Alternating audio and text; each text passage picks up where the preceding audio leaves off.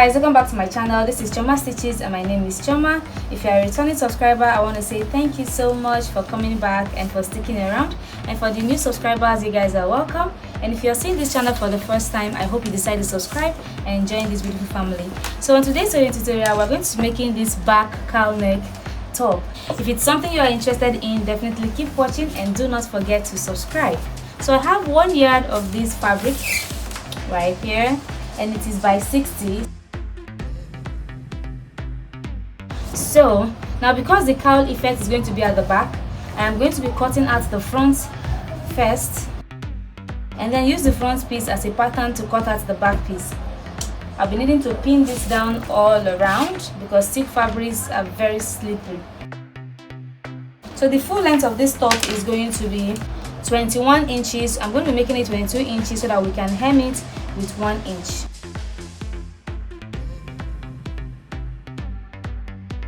The shoulder measurement I'm working with is 7 inches, but I'm going to be marking out 7.8 inches. I'm going to come down with 1 inch for shoulder slanting, that's for the slope. And then I'll mark out my armhole. My armhole is 7.25 inches. To get your armhole, you divide your bust measurement by 6 and add 1.5 inches. So bust 35 divided by 6 plus 1.5 is going to give us about 7.2 inches. So that's what I have here. So I'm going to come here and mark 7.8 inches again, because I want the neckline to have a collar. So depending on how tight you want the collar to be or how free you want it to be, this is where you impute that. Okay, so I'm going to be marking out 2.3 inches for the neck width, and for the front neck depth I'm going to come down to 2.5 inches. So I'm going to use my ruler to curve this. And then I'm going to use this to connect the shoulder slope to the neckline. So for the front is going to be having a dart, but that will be only the bust dart. There won't be a dart on the waistline. Okay, so for the waist measurement, I'm going to come down to like 15 inches. We're going to be working with 15 inches.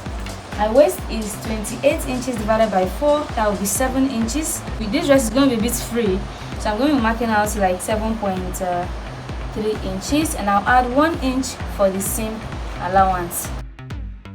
The hip line is 33 inches divided by 4 is going to be 8.25 inches, and then I'll add 1 inch for sewing allowance. So I'm going to connect this.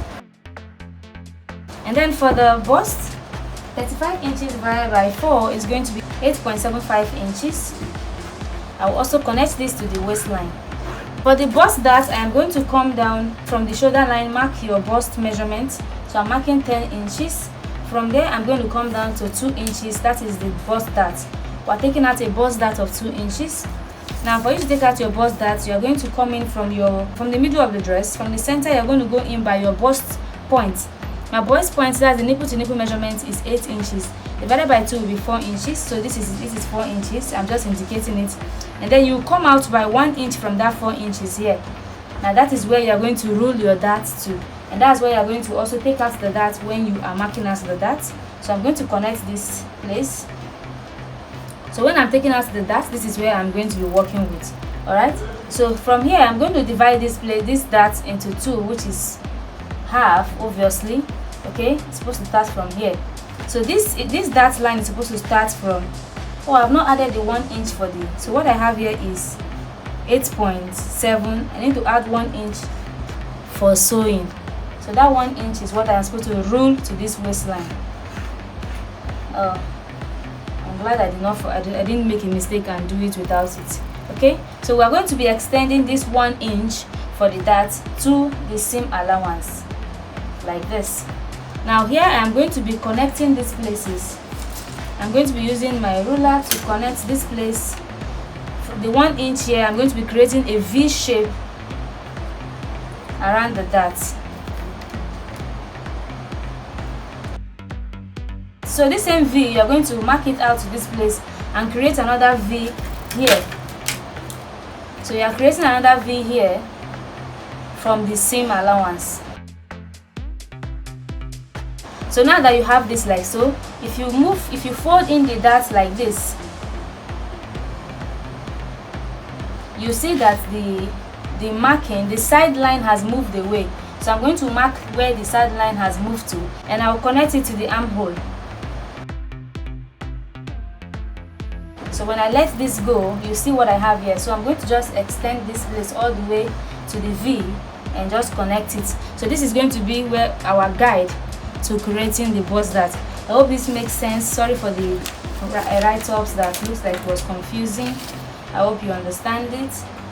Now I'm going to take out the armhole, which I should have done earlier. So I'm just going to go up by 3.5 inches, come in by half of an inch, and then connect it to the shoulder slanting. That's the slope.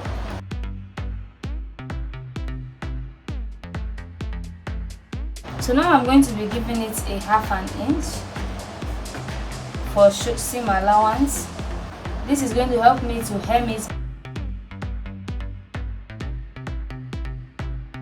So I'm going to be cutting out the front without cutting out the neckline, so that I will use the front to cut out the back.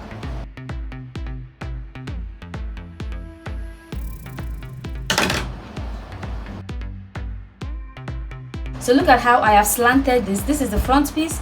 Now the more you slant this open, the more you move this away, the more opening you create at the back. Okay, the more the effect you are going to have as the cowl back. Now these 2 inches we're taking out as the dart for the front. I'm going to be taking it out from the back piece, because the back piece is not going to be the same length with the front piece. So I'm going to go up by 2 inches and I'll fold in my pattern by 2 inches.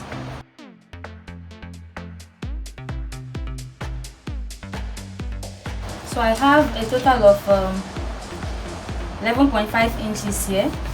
So I'm going to be cutting this out. And also when cutting out this place, I'm going to be taking out this dart effect. Now notice how I folded in the dart, so I don't have to include a dart for the bust area for the back piece. Okay, now the front piece is going to be starting from here. Our neckline is going to start from here. So from that place where the neckline is going to start, I'm going to fold this in like so and pin it. And then I'm going to use my straight ruler and connect this place to this side. So I'm going to also go ahead and cut out this place. Okay. And then I can now cut out the neckline for the front. Alright. So this is what I have. So this is the front pattern and this is the back pattern. I am going to hem here. So I'm going to open this. This is how it looks from the back. I am going to go ahead and hem this place from here to here. I'm hemming it with half an inch folded twice. Alright. And I'll also hem in the armhole. Very important, with half an inch folded twice. Okay. Using it very little, just go ahead and hem the armhole. Also, I'm going to take out the dart for the front. So I'm just going to transfer the dart for the front to the other side.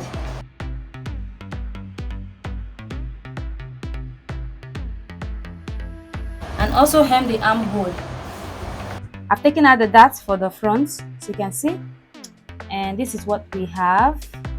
The dart helps to give you room for the bust area to breathe.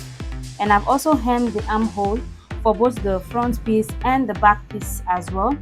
So here, this is the armhole for the back piece. I've hemmed it and I've hemmed the down part. I did the same thing for the front piece as well. And this is what I have. Here, I've also hemmed the top here. I am supposed to iron this first, but first I'm going to go ahead and join the shoulders. So this back piece is going to be coming together like this, giving us that cowl effect at the back. Okay, look at this. So I'm going to go ahead and join the shoulders. So I'm going to go ahead and sew the shoulders. So I'm going to head to join the shoulders, and I have ironed it. So I ironed all the hemming both on the top and the down part, and also ironed the shoulder joining. And as you can see, I've also ironed the dart, the bust dart. So I'm going to be joining the sides now.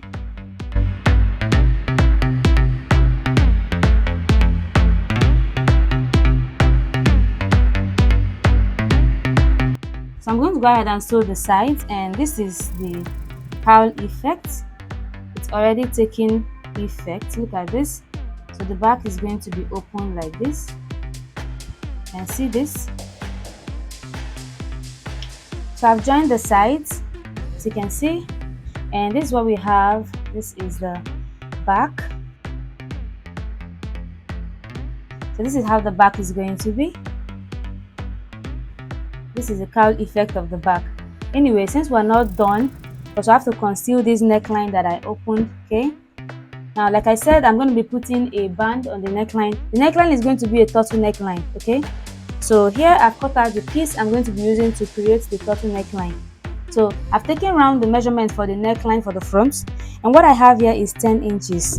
And so I've cut out this long rope. What I have here is about 17 inches. I'm going to sew the sides and then turn it inside out and use it to conceal the neckline here. So I'm going to be ironing this soft 6-stay on this bishop collar before I attach it. Okay, I'm going to iron it and then join the sides. This is it. I have ironed the stay on it and I've joined the sides. So I'm just going to trim out this excess on the side here and then turn it inside out, so that will show us how I have folded it in when I ironed it. Okay, so I had to fold in one side of the band by 1/2 an inch.